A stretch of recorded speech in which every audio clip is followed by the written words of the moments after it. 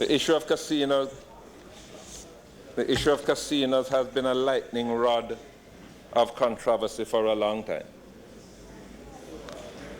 We have tiptoed around the issue, not wanting to be embroiled in the controversy.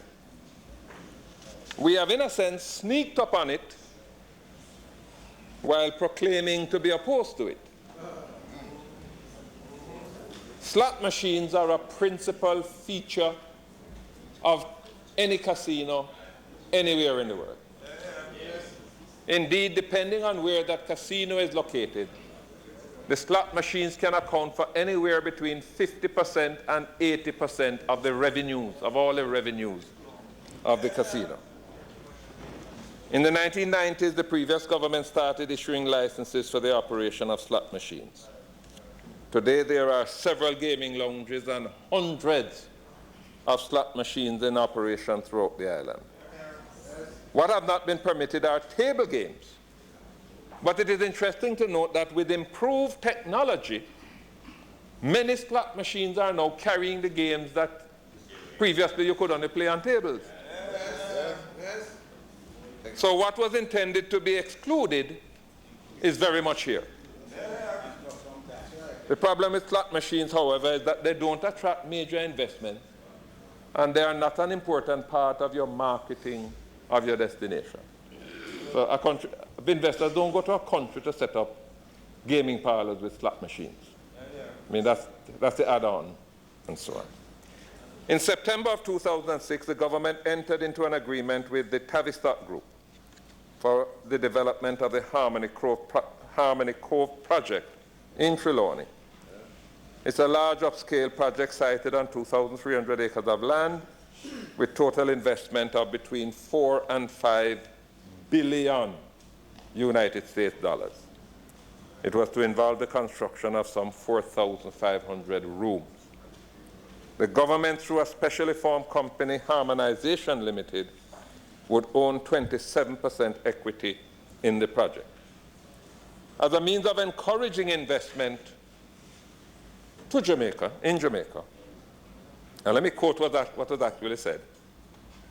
As a means of encouraging, quote, investment in significant large-scale facilities, end of quote.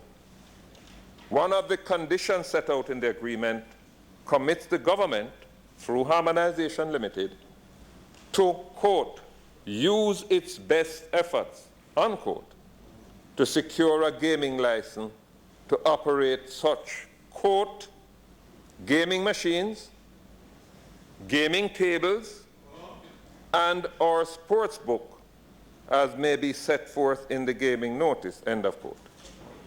A subsequent letter issued by the Ministry of Finance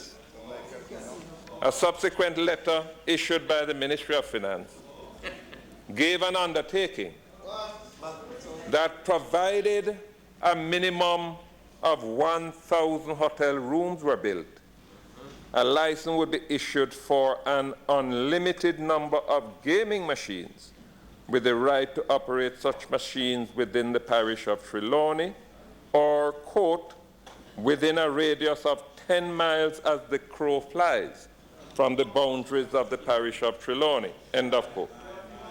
And it goes on to say, and that no other license of a similar nature will be granted for the defined area for a period of 14 years.